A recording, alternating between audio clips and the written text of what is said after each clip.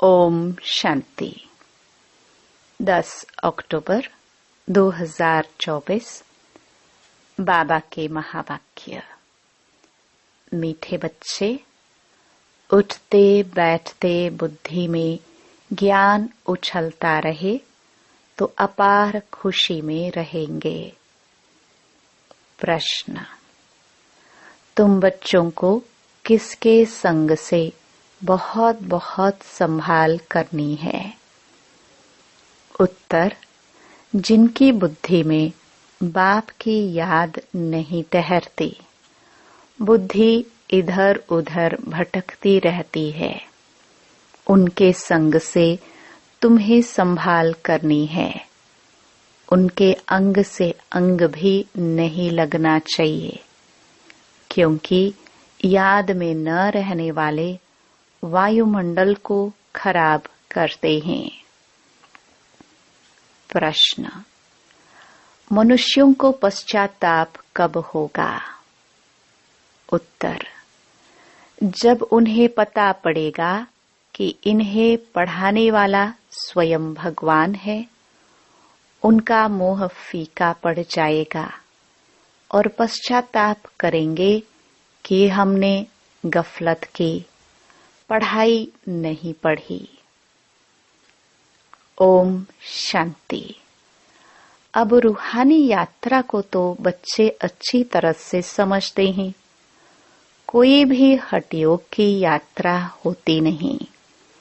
यह है याद। याद के लिए कोई भी तकलीफ की बात नहीं है। बाप को याद करना, इसमें कोई तकलीफ नहीं है। यह क्लास है, इसलिए सिर्फ कायदे से बैठना होता है। तुम बाप के बच्चे बने हो। बच्चों की पालना हो रही है। कौन सी पालना? अविनाशी ज्ञान रत्नों का खजाना मिल रहा है। बाप को याद करने में कोई तकलीफ नहीं है। सिर्फ माया बुद्धि का योग तोड़ देती है। बाकी बैठो भल कैसे भी, उनसे कोई याद का तैलुक नहीं। बहुत बच्चे हठ योग से 3-4 घंटे बैठते हैं, सारी रात भी बैठ जाते हैं। आगे तुम्हारी तो थी भट्टी, वह बात और थी। वहां तुमको धंधा धोरी तो था नहीं, इसलिए यह सिखाया जाता था। अब बाप कहते हैं तुम गृहस्थ व्यवहार में रहो, धंधा धोरी भी भल करो। कुछ भी कामकाज करते बाप को याद करना है। ऐसे भी नहीं कि अभी निरंतर तुम याद कर सकते हो। नहीं, इस अवस्था में टाइम लगता है।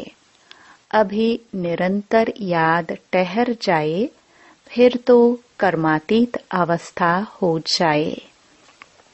बाप समझाते हैं, बच्चे ड्रामा के प्लान अनुसार अब बाकी थोड़ा समय है। सारा हिसाब भी बुद्धि में रहता है। कहते हैं क्राइस्ट से 3000 वर्ष पहले भारत ही था। उनको स्वर्ग कहा जाता था। अभी उन्होंने 2000 वर्ष पूरे होते हैं। 5000 वर्ष का हिसाब हो जाता है। देखा जाता है तुम्हारा नाम सारा विलायत से ही निकलेगा, क्योंकि उन्होंने बुद्धि फिर भी भारतवासियों से तीखी है। भारत से पीस भी वह मांगते हैं। भारतवासियों ने ही लाखों वर्ष कहकर और सर्वव्यापी का ज्ञान देकर बुद्धि बिगाड़ दी है। तमो प्रधान बन गए हैं। वह इतने तमो प्रधान नहीं बने हैं। उन्होंने बुद्धि तो बड़ी तीखी है। उन्होंका जब आवाज निकलेगा तब भारतवासी जागेंगे, क्योंकि भारतवासी एकदम घोर नींद में सोए हुए हैं। वह थोड़े सोए हुए हैं। उन्हों से आवाज अच्छा निकलेगा। विलायत से आए भी थे कि हमको कोई बतावे पीस कैसे हो सकती है, क्योंकि बाप भी भारत में ही आते हैं। यह बातें तो तुम बच्चे ही बता सकते हो। दुनिया में फिर से वह पीस कब और कैसे होगी, तुम बच्चे तो जानते हो। बरोबर पैराडाइज अथवा हेवन था। नई दुनिया में भारत पैराडाइज था। यह और कोई भी नहीं जानते हैं। मनुष्यों की बुद्धि में यह बात ही बैठ गई है कि ईश्वर सर्वव्यापी है और कल्प की आयु लाखों वर्ष कह दी है। सबसे जास्ती पत्थर बुद्धि यह भारतवासी ही बने हैं।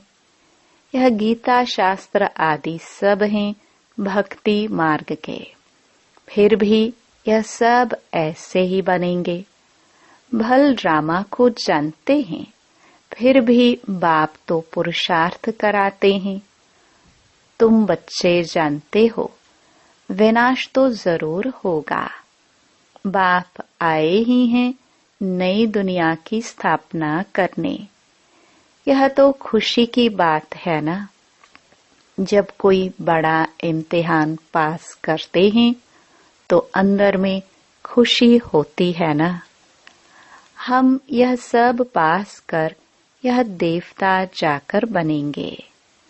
सारा पढ़ाई पर मदार है। तुम बच्चे जानते हो, बरोबर बाप हमको पढ़ाकर यह बनाते हैं। बरोबर पैराडाइज हेवन था। मनुष्य तो बेचारे बिल्कुल ही मूंझे हुए हैं। बेहद के बाप पास जो ज्ञान है वह तुम बच्चों को दे रहे हैं। बाप की तुम महिमा करते हो। बाबा नॉलेजफुल है, फिर ब्लिसफुल भी है। खजाना भी उनके पास फुल है। तुमको इतना साहूकार कौन बनाता है? यहाँ तुम क्यों आए हो? वर्षा पानी। अगर कोई की तंदुरुस्ती अच्छी है परंतु धन नहीं है तो धन बिगर क्या होगा? वैकुंठ में तो तुम्हारे पास धन रहता है। यहाँ जो साहूकार हैं उनको नशा रहता है। हमारे पास इतना धन है। यह कारखाने आदि हैं। शरीर छोड़ा खलास। तुम तो जानते हो हमको बाबा 21 जन्मों के लिए इतना खजाना दे देते हैं। बाप खुद तो खजाने का मालिक नहीं बनते हैं। तुम बच्चों को मालिक बनाते हैं। यह भी तुम जानते हो। विश्व में शांति तो सिवाय गॉड फादर के कोई स्थापन कर न सके। सबसे फर्स्ट क्लास चित्र है यह त्रिमूर्ति गोले का। इस चक्कर में ही सारा ज्ञान भरा हुआ है। तुम्हारी ऐसी कोई वंडरफुल चीज होगी तब वह समझेंगे इसमें जरूर कोई ऐसा राज है। बच्चे कोई छोटे छोटे खिलौने बनाते हैं। वह बाबा को पसंद नहीं आते। बाबा तो कहते बड़े चित्र लगाओ जो दूर से कोई पढ़कर समझ सके। मनुष्य अटेंशन बड़ी चीज पर देंगे। इसमें क्लियर दिखाया हुआ है। उस तरफ है कलयुग, इस तरफ है सतयुग। बड़े बड़े चित्र होंगे तो मनुष्यों का अटेंशन खींचेगा। टूरिस्ट भी देखेंगे, समझेंगे भी वह अच्छी तरह से। यह भी जानते हैं क्राइस्ट से 3000 वर्ष पहले स्वर्ग था। बाहर तो ऐसे नहीं जानते। 5000 वर्ष का हिसाब तुम क्लियर समझाते हो तो यह इतना बड़ा बनाना चाहिए जो दूर से देख सके और अक्षर भी पढ़े, जिससे समझे कि दुनिया की अंत तो बरोबर है। बॉम्ब्स तो तैयार होते रहते हैं, नेचुरल कैलामिटीज भी होगी। तुम विनाश का नाम सुनते हो तो अंदर में खुशी बहुत होनी चाहिए, परंतु ज्ञान ही नहीं होगा तो खुशी भी हो ना सके। बाप कहते हैं, देह सहित सब कुछ छोड़ अपने को आत्मा समझो। अपनी आत्मा का योग मुझ बाप के साथ लगाओ। यह है मेहनत की बात। पावन बनकर ही पावन दुनिया में आना है। तुम समझते हो हम ही बादशाही लेते हैं फिर गवाते हैं। यह तो बहुत सहज है। उठते बैठते चलते अंदर में टपकना चाहिए।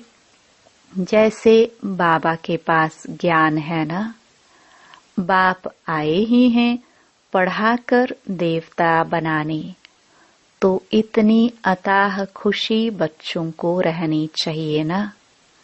अपने से पूछो, इतनी अथाह खुशी है? बाप को इतना याद करते हैं। चक्कर की भी सारी नॉलेज बुद्धि में है, तो इतनी खुशी रहनी चाहिए। बाप कहते हैं, मुझे याद करो और बिल्कुल खुशी में रहो। तुमको पढ़ाने वाला देखो कौन है। जब सबको मालूम पड़ेगा तो सबका मोह ही फीका हो जाएगा। परंतु अभी उन्हों के समझने में थोड़ी देरी है। अभी देवता धर्म के इतने मेंबर्स तो बने नहीं हैं। सारी राजाई स्थापन हुई नहीं है। कितने ढेर मनुष्यों को बाप का पैगाम देना है। बेहद का बाप फिर से हमको स्वर्ग की बादशाही दे रहे हैं। तुम भी उस बाप को याद करो। बेहद का बाप तो जरूर बेहद का सुख देंगे ना। बच्चों के अंदर में तो अथाह ज्ञान की खुशी होनी चाहिए, और जितना बाप को याद करते रहेंगे तो आत्मा पवित्र बनती जाएगी। ड्रामा के प्लान अनुसार तुम बच्चे जितना सर्विस कर प्रजा बनाते हो, तो जिनका कल्याण होता है उन्हों की फिर आशीर्वाद भी मिल जाती है। गरीबों की सर्विस करते हो, निमंत्रण देते रहो। ट्रेन में भी तुम बहुत सर्विस कर सकते हो। इतने छोटे बैच में ही कितनी नॉलेज भरी हुई है। सारी पढ़ाई का तंत्र इसमें है। बैचेस तो बहुत अच्छे अच्छे ढेर बनाने चाहिए, जो किसको सौगात भी दे सके। कोई को भी समझाना तो बहुत सहज है। सिर्फ शिव बाबा को याद करो। शिव बाबा से ही वर्षा मिलता है, तो बाप और बाप का वर्षा स्वर्ग की बादशाही कृष्णपुरी को याद करो। मनुष्यों की मत तो कितनी मूंझी हुई है, कुछ भी समझते नहीं हैं। विकार के लिए कितना तंग करते हैं, काम के पिछाड़ी कितना मरते हैं। कोई बात ही समझते नहीं। सबकी बुद्धि बिल्कुल चट हो गई है। बाप को जानते ही नहीं। यह भी ड्रामा में नोंद है। सबकी मेंटल खलास हो गई है। मानसिक शक्ति खत्म हो गई है। बाप कहते हैं, बच्चों तुम पवित्र बनो तो ऐसे स्वर्ग के मालिक बन जाएंगे। परंतु समझते ही नहीं। आत्मा की ताकत सारी निकल गई है। कितना समझाते हैं, फिर भी पुरुषार्थ करना और कराना है। पुरुषार्थ में थकना नहीं है, हार्ट फेल भी नहीं होना है। इतनी मेहनत की, भाषण से एक भी नहीं निकला, लेकिन तुमने जो सुनाया उसे जिसने भी सुना उस पर छाप तो लग गई। पिछाड़ी में सब जानेंगे जरूर। तुम बीके की अताह महिमा निकलने वाली है, परंतु एक्टिविटी देखते हैं तो जैसे एकदम बेसमझी की। कोई रिगार्ड ही नहीं, पूरी पहचान नहीं, बुद्धि बाहर भटकती रहती है। बाप को याद करे तो मदद भी मिले, बाप को याद करते नहीं तो गोया वह पतित हैं। तुम बनते हो पावन। जो बाप को याद नहीं करते हैं तो उन्हों की बुद्धि जरूर कहाँ न कहाँ भटकती रहती है। तो उनके साथ अंग अंग से नहीं मिलना चाहिए, क्योंकि याद में न रहने के कारण वह वायुमंडल को खराब कर देते हैं। पवित्र और अपवित्र इकट्ठे हो न सके, इसलिए बाप पुरानी सृष्टि को खलास कर देते हैं। दिन प्रतिदिन कायदे भी सख्त निकलते जाएंगे। बाप को याद नहीं करते हैं तो फायदे के बदले और ही नुकसान करते हैं। पवित्रता का सारा मदार याद पर है। एक जगह बैठने की बात नहीं है। यहाँ इकट्ठा बैठने से तो अलग अलग पहाड़ी पर जाकर बैठे वह अच्छा है। जो याद नहीं करते हैं वह हैं पतित। उनका तो संग भी नहीं करना चाहिए। चलन से भी मालूम पड़ता है। याद बिगर पावन तो बन न सके। हर एक के ऊपर पापों का बोझा बहुत है, जन्म जन्मांतर का। वह बिगर याद की यात्रा निकले कैसे? वह गोया पतित ही हैं। बाप कहते हैं, मैं तुम बच्चों के लिए सारी पतित दुनिया को खलास कर देता हूँ। उनका संग भी न हो, परंतु इतनी भी बुद्धि नहीं कि किसके साथ संग करना चाहिए। तुम्हारा प्यार पावन का पावन के साथ होना चाहिए। यह भी बुद्धि चाहिए ना। स्वीट बाप और स्वीट राजधानी के सिवाय और कोई याद ना आए। इतना सब त्याग करना कोई मासी का घर नहीं है। बाप को तो बच्चों पर अथाह प्यार है। बच्चे पावन बन जाओ तो तुम पावन दुनिया के मालिक बन जाएंगे। हम तुम्हारे लिए पावन दुनिया की स्थापना कर रहे हैं। इस पतित दुनिया को बिल्कुल खलास कर देते हैं।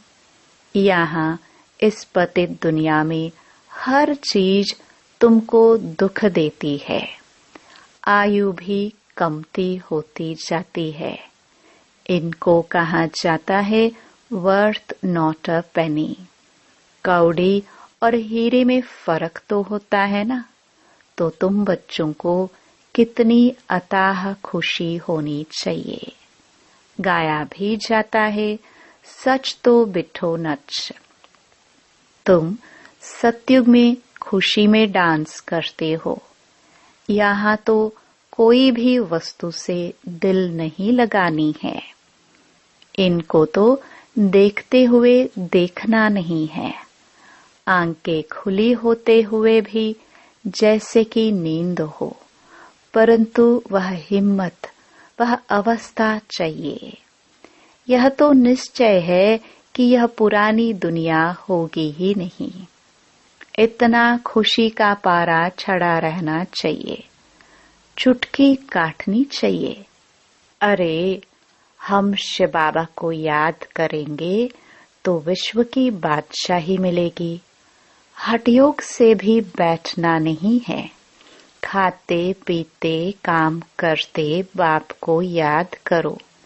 यह भी जानते हो राजधानी स्थापन हो रही है। बाप थोड़ी कहेंगे दासी बने।